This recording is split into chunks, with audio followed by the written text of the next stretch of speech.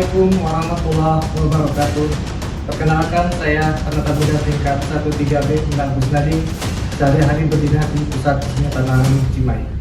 Saat ini saya sedang mengikuti pelatihan kepemimpinan pengawas PNS Angkatan Darat gelombang 4 tahun anggaran 2025 di Pusika di Tajena.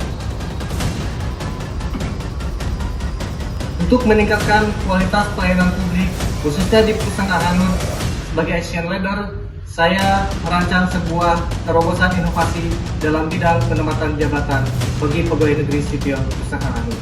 Melalui seleksi internal kompetensi jabatan pegawai negeri sipil eselon 4 di Pusat Arhanud.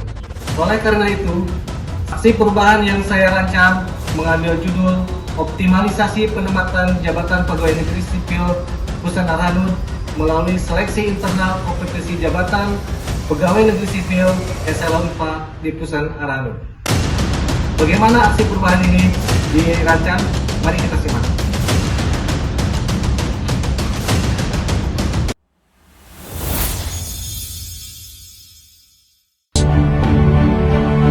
Pusat Kesenjataan Arhanud atau disingkat Pusen Arhanud adalah badan pelaksana pusat TNI Angkatan Darat yang berkedudukan langsung di bawah Kepala Staf Angkatan Darat. Pusen Arhanud dipimpin oleh dan Pusen Arhanud yang dijabat oleh perwira tinggi Angkatan Darat berpangkat Jenderal TNI yang membina seluruh satuan-satuan tempur Arhanud yang tersebar di seluruh wilayah Indonesia.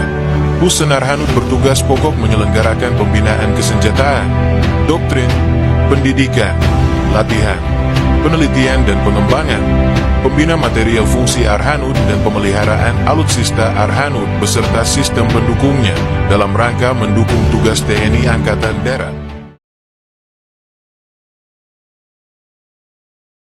Bagian personel merupakan unit kerja di bawah Subdit Perslok SD Pusen Arhanud. Berdasarkan hasil pengamatan Action Leader, masih terdapat sejumlah tantangan yang dihadapi, di antaranya adalah rendahnya transparansi dalam proses penilaian kinerja PNS. Proses penempatan jabatan PNS eselon 4 belum optimal. Belum optimalnya layanan informasi dan konsultasi kepegawaian. Belum terintegrasinya data pokok personel dengan beberapa jenis pelayanan personel. Kurangnya efektivitas koordinasi antar unit kerja. Dan belum optimalnya sosialisasi mengenai standar operasional prosedur. Untuk mencapai tujuan jangka pendek dalam aksi perubahan ini, Action Leader membagi kegiatan ke dalam 3 tahapan utama. Tahap persiapan, tahap pelaksanaan, dan tahap pengakhiran. 1. Tahap persiapan. Langkah awal yang dilakukan adalah melaksanakan konsultasi dengan mentor, dilanjutkan dengan menghadap di Pusen Arhanud guna mendapatkan izin dan memastikan arah perubahan selaras dengan kebutuhan organisasi. Selanjutnya, Action Leader membentuk tim efektif, tim kecil yang terdiri dari personel terpilih, berkompeten, dan siap bekerja sama dalam mewujudkan aksi perubahan. Pembentukan tim ini ditetapkan melalui surat perintah dan Pusen Arhanud. Setelah itu, dilakukan penyiapan sarana dan prasarana pendukung, agar seluruh tahapan kegiatan dapat berjalan lancar. Tidak kalah penting, jadwal kegiatan disusun secara sistematis, disertai dengan rencana kebutuhan biaya yang realistis dan terukur. 2. Tahap pelaksanaan. Pada tahap ini, berbagai kegiatan inti mulai dijalankan untuk mewujudkan aksi perubahan secara nyata. Langkah pertama dimulai dengan penghimpunan referensi regulasi kepegawaian, sebagai dasar hukum dan acuan dalam menyusun pedoman yang sesuai. Selanjutnya, dilakukan rapat penyusunan draft pedoman seleksi internal berbasis kompetensi, dengan melibatkan tim yang kompeten dan memahami konteks kebutuhan organisasi.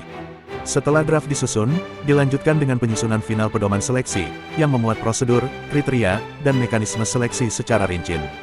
Kemudian, dilakukan pengajuan legalitas pedoman untuk mendapatkan pengesahan dari pejabat yang berwenang, guna memastikan pedoman dapat diimplementasikan secara resmi.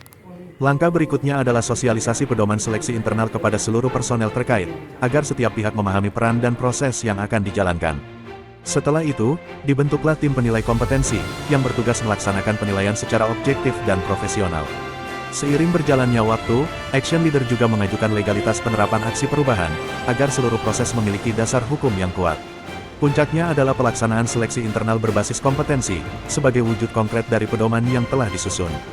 Dan terakhir, disusunlah rekomendasi penempatan personel, berdasarkan hasil seleksi yang objektif dan terukur. 3. Tahap pengakhiran. Tahapan ini menjadi penutup dari seluruh rangkaian aksi perubahan, sekaligus menjadi momen untuk melihat kembali capaian yang telah diraih.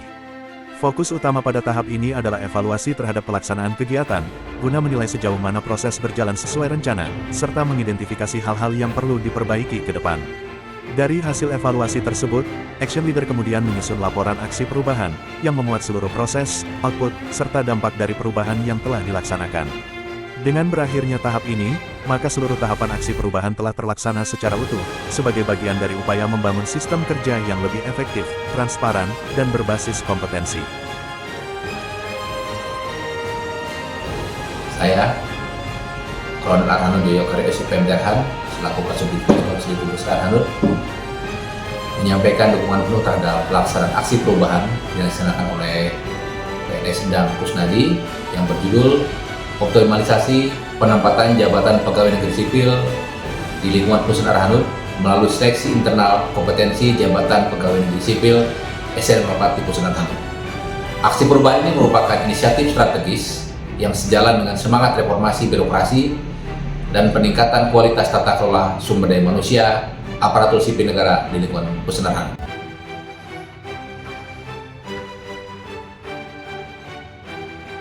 Demikian aksi perubahan yang saya rancang, mudah-mudahan menjadikan manfaat bagi Perusahaan Arhanut dan PNS Perusahaan Arhanut dalam upaya meningkatkan kualitas pelayanan publik di Perusahaan Arhanut. Assalamualaikum warahmatullahi wabarakatuh.